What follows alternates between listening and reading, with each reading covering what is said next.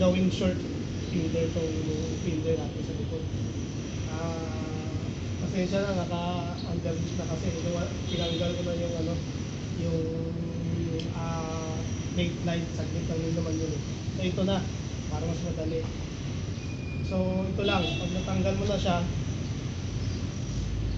ito lang yun. So magsisend na lang ako ng ano, ng mga sukat ng tornilyo na gagamitin. Saka yung sa dito sa plate light. So ito lang. So ito na pala. Pag halimbawa natanggal na,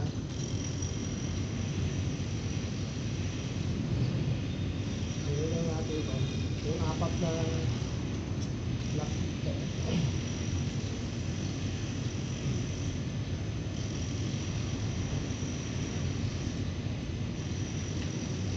So pag halimbawa natanggal yung apat, ito lang.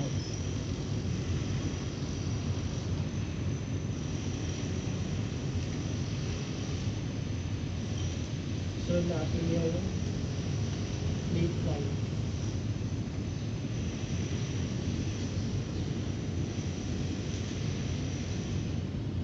So pag natanggal na, kung may wire pa siya, bubutin nyo na lang dito yung lagayan ng bulb, tapos iwalay lang muna ito.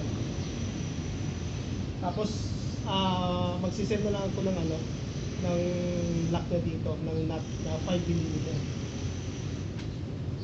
So pag tinanggal na to, ito na, wala na to, tanggal na to, hindi na siya ulit itakabit. Tapos so ito putol na rin kasi siya eh. So ito, tanggalin muna to yung bakal.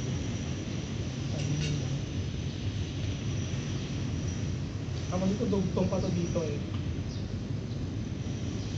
So ikakat nyo na lang ng cutter o ng kutsilyo.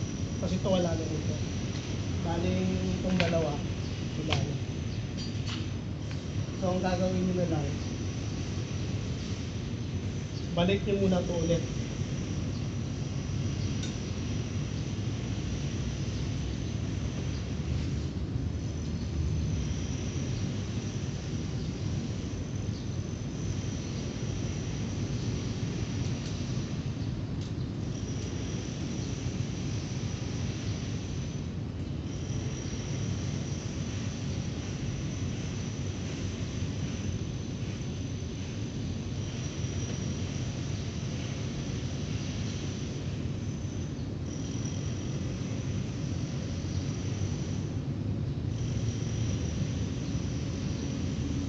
Unahin nyo muna yung bakal para mas maganda.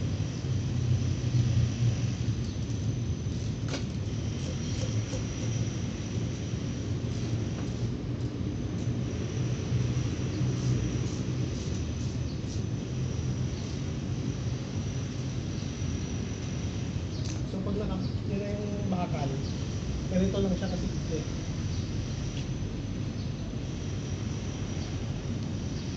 Ang gagawin nyo, ibalik nyo muna yung plate light. Lagay mo yung plate light. So dito. Tapos ito. Tapos may bibilin kayo na 5mm na nut dito. So screw nyo dito.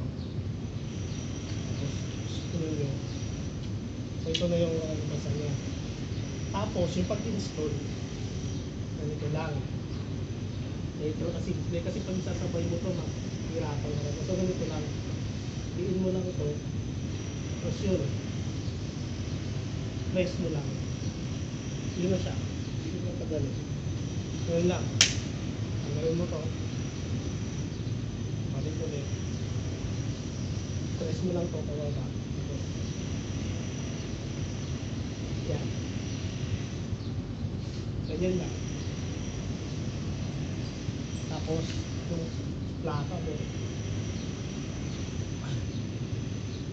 Tapos, lakas ko lang. Yung throat.